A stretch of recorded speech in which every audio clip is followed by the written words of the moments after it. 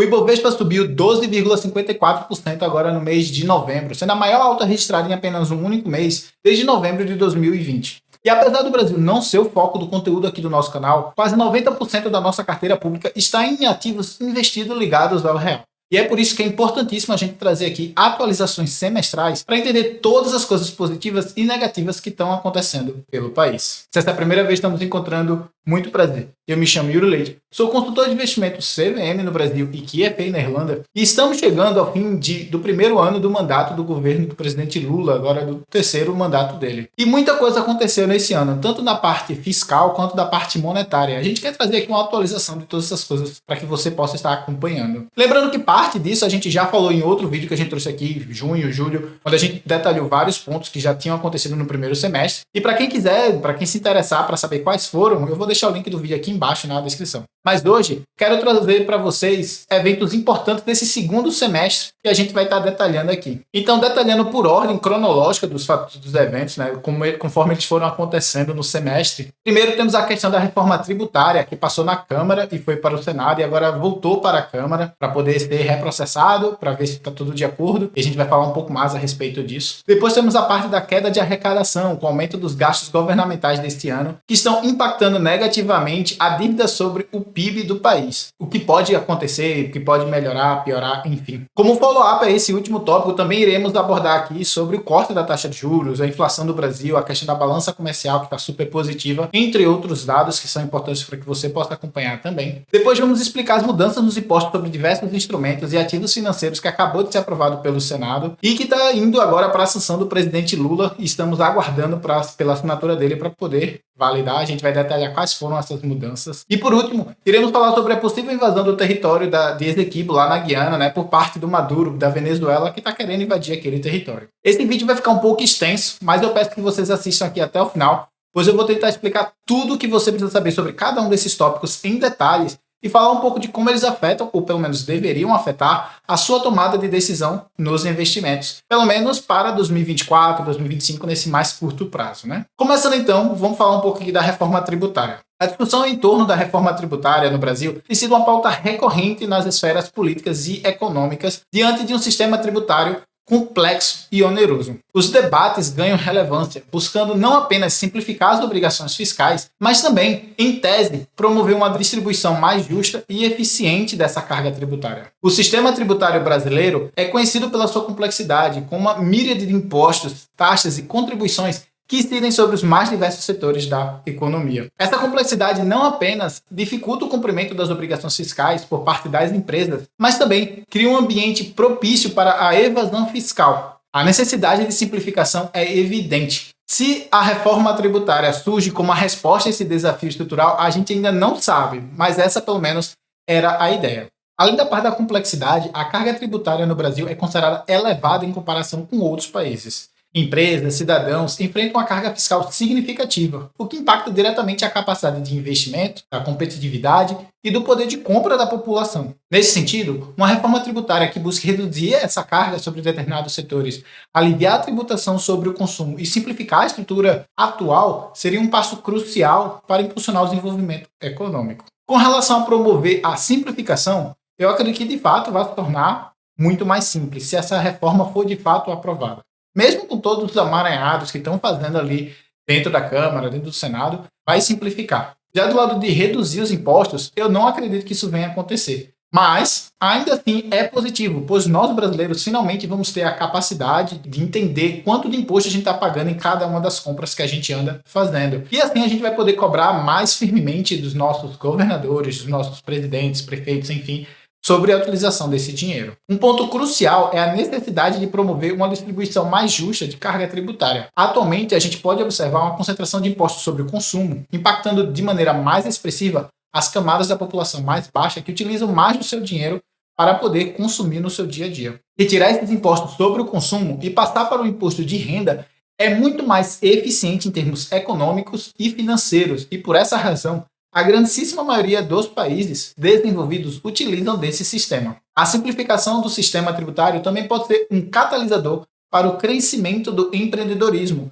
e a formalização de negócios. Muitas vezes, a complexidade das obrigações fiscais impede o surgimento de novas empresas e dificulta a vida dos pequenos empreendedores que buscam ali tentando de alguma forma sobreviver àquela carga tributária alta e difícil. Uma reforma que simplifique e torne mais transparente o processo tributário pode estimular as atividades econômicas do país, promovendo a criação de empregos e impulsionando o desenvolvimento local. E é por isso que eu sigo muito otimista com essa reforma, que mesmo sendo a que eu julgo melhor ou a mais eficiente, ela deve de fato trazer ganhos significativos para a população e para a economia brasileira, pelo menos no longo prazo. Saindo desse tópico e entrando na questão da arrecadação e aumento dos gastos governamentais, o Brasil enfrenta um cenário econômico desafiador para 2023 e para 2024, marcado pela conjunção de uma queda acentuada da arrecadação, que a gente tem visto nos últimos meses, e um aumento expressivo nos gastos governamentais. A combinação desses dois fatores tem impactado negativamente a relação entre a dívida pública e o Produto Interno Bruto, o PIB, gerando preocupações quanto à sustentabilidade fiscal do país no longo prazo. A queda da arrecadação tornou-se uma realidade incontornável. Ela é resultante de uma série de fatores, incluindo a desaceleração da economia, que a gente tem visto por conta da taxa Selic, a mudança dos padrões de consumo, eventos externos e principalmente devido à queda da inflação, que é a maior parte do imposto que o governo consegue arrecadar.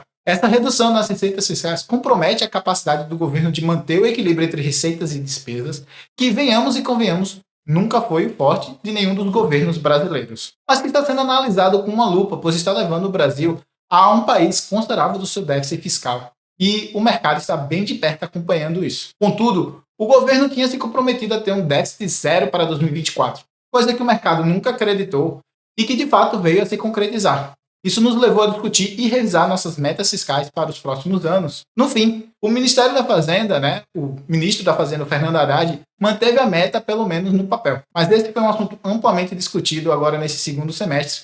Inclusive, já se fala em mudar a interpretação dos gastos fiscais que acabam de ser estabelecidos pelo governo, onde se discute o fato do governo reduzir ou não seus custos para o ano de 2024.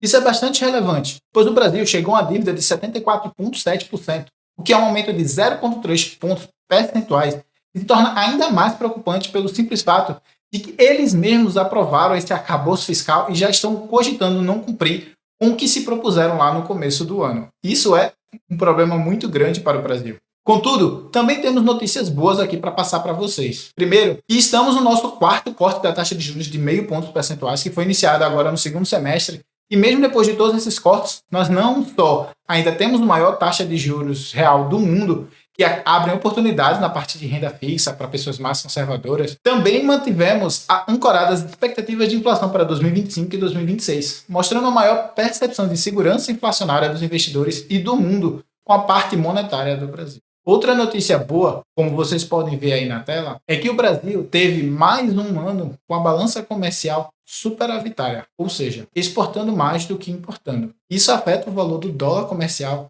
que, como vocês podem ver aí na tela, teve uma queda mais de 7% apenas nesse ano. Com tudo isso, a inflação do Brasil tem convergido para dentro da meta estabelecida para o ano de 2023, que é aquela de 3,25 pontos percentuais, mas que pode variar de 1,5 pontos percentuais para cima ou para baixo. E vejam aí na tela que o índice de preço ao consumidor amplo, o IPCA, que é o dado de inflação oficial do Brasil, está em 3,75% no acumulado de 2023 e pode acabar terminando o ano abaixo dos 4%. Especialmente agora que vimos quedas mais acentuadas tanto no preço do petróleo como no gás natural, que devem impactar drasticamente a inflação ainda neste ano. Inclusive, prometo aqui para vocês que em breve trarei um vídeo explicando mais sobre essa queda do preço do petróleo e do gás natural.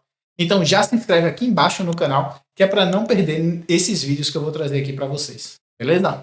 Entrando agora nas mudanças de alguns impostos, o Senado aprovou o projeto que prevê a taxação das offshores e dos fundos exclusivos, conhecido como a taxação dos super ricos. As novas regras são parte do esforço do Haddad para aumentar a arrecadação de impostos e tentar bater a meta de déficit zero fiscal que acabamos de comentar que ele tinha se comprometido. Antes do projeto, a taxação das offshores e dos fundos fechados ocorria apenas no resgate, que é quando você vai lá tirar aquele dinheiro que está dentro do fundo. O valor das offshores variava de 15% a 22,5% sobre o lucro acumulado. Hoje esse valor está fixado em apenas 15%, mas deve ser pago todo final de dezembro, ao invés de apenas no resgate. Já em relação aos fundos fechados, a tributação atual era de 15% sobre o resgate e com a nova lei se manteve esses 15% sobre os rendimentos. Só que, desta vez, é de forma semestral. que vai acontecer tanto em maio quanto em novembro, tipo um come-cotas, como a gente já conhece lá da renda fixa. Nos dois casos, os investidores poderão antecipar esses pagamentos dos impostos sobre o estoque acumulado até 2023, e quem fizer isso poderá pagar apenas 8% sobre esse valor, ao invés dos 15% definido pela lei. Além das offshores e dos fundos exclusivos, esse projeto também prevê a cobrança de uma alíquota de 15% de imposto de renda para quem investe em criptomoedas por meio de corretoras estrangeiras, como é o caso da Binance e da Coinbase, abrindo portas, então, para as corretoras nacionais, se tornam muito melhores e mais bem competitivas no mercado. Outro ponto que também é coberto por essa lei é que hoje não temos mais a isenção para ganhos em operações no exterior, cujo valor total seja inferior a R$ 35 mil feito a gente tinha. Em contrapartida, teremos a compensação de prejuízo, que, para quem sabe utilizar dessa ferramenta poderosíssima, acaba valendo tanto quanto até mais que esses R$ 35 mil de isenção. Então, na minha percepção, isso é muito positivo. O texto ainda define regras para cotistas dos fundos de investimentos imobiliários, os FIIs, e também os dos agronegócios, FIAGRO, com a isenção de imposto apenas sobre os rendimentos mensais para os fundos que tiver no mínimo 100 cotistas, ao invés dos 50 que eram anteriormente, exceto nos casos em que os cotistas são parentes de até segundo grau e que representam 30% ou mais do total de cotas. E esse último ponto não é tão importante para os investidores de bolsa, afinal, quase todos os fundos imobiliários que estão por lá e também dos fundos agros possuem os pré-requisitos. Mas é uma forma de combater a corrupção das famílias que montavam fundos imobiliários e colocavam todos os seus imóveis e fazendas lá dentro. Uma forma de pegar, ficar isento do imposto de renda sobre os aluguéis, sobre aqueles imóveis. Por último, vamos adentrar aqui na possível invasão de Essequibo por parte da Venezuela.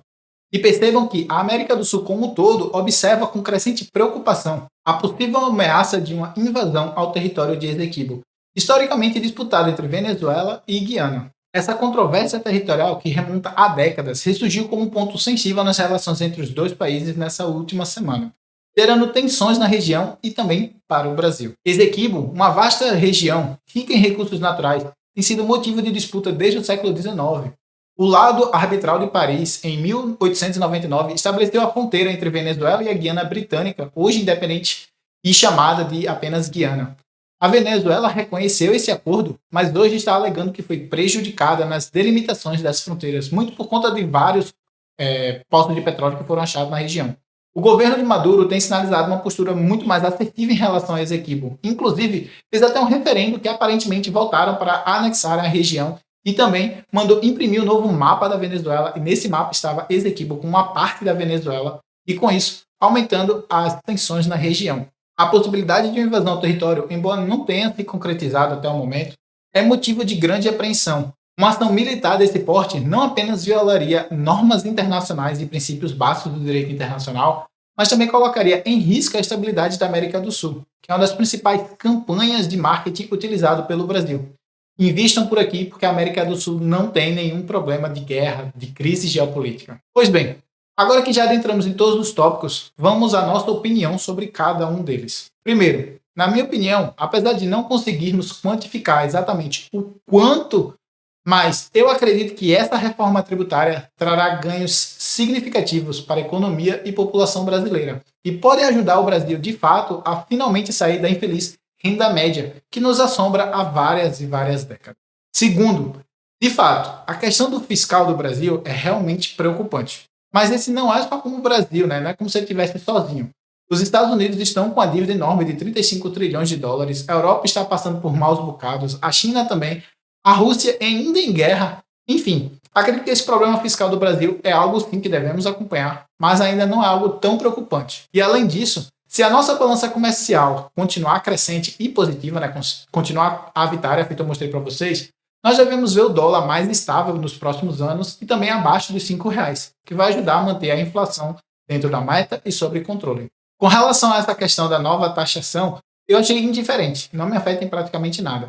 O único ponto que me atinge é o imposto sobre ganhos no exterior, mas como eu mencionei, quem sabe utilizar do prejuízo a compensar não é tão afetado, inclusive pode até ser beneficiado com isso. E se haverá de fato ou não uma invasão a Essequibo, não sabemos. Bem como também não sabemos se o Brasil vai ficar ao lado da Guiana, da Venezuela ou ficará imparcial. Mas qualquer que seja o posicionamento que o Brasil tome, se essa invasão de fato vier a acontecer, ela será um tiro no pé de todos os países da América do Sul. e dará uma desculpa perfeita para os Estados Unidos montar uma base militar na região da Guiana, que é cercada pela floresta amazônica, coisa que o Brasil não quer permitir de jeito nenhum. Então vejamos o que vai acontecer nessa história toda, e eu prometo que trago para vocês, na nossa próxima atualização semestral, se alguma coisa importante acontecer nesse tópico. Depois de falar tudo isso, tenho que admitir, continuo super otimista para o futuro da economia brasileira, e pelo menos, por enquanto, eu pretendo continuar alocando boa parte dos meus investimentos no Brasil. Inclusive, eu trago um vídeo novo todos os meses mostrando aqui como está a minha alocação e como ela está mudando de acordo com o que está acontecendo na economia. Eu vou deixar o link do último vídeo aqui embaixo na descrição para quem se interessar. Beleza? Mas agora eu quero saber de você. O que você está achando da economia brasileira? Você está otimista, neutro ou pessimista? Deixe aqui embaixo nos comentários que eu quero muito saber a sua opinião. E se por algum acaso você sentiu que esse vídeo te ajudou de alguma forma, eu peço para você deixar aquele seu like aqui embaixo e também já se inscreve no canal para mais conteúdo sobre investimentos, finanças e economia, especialmente focados para quem reside no exterior. Beleza?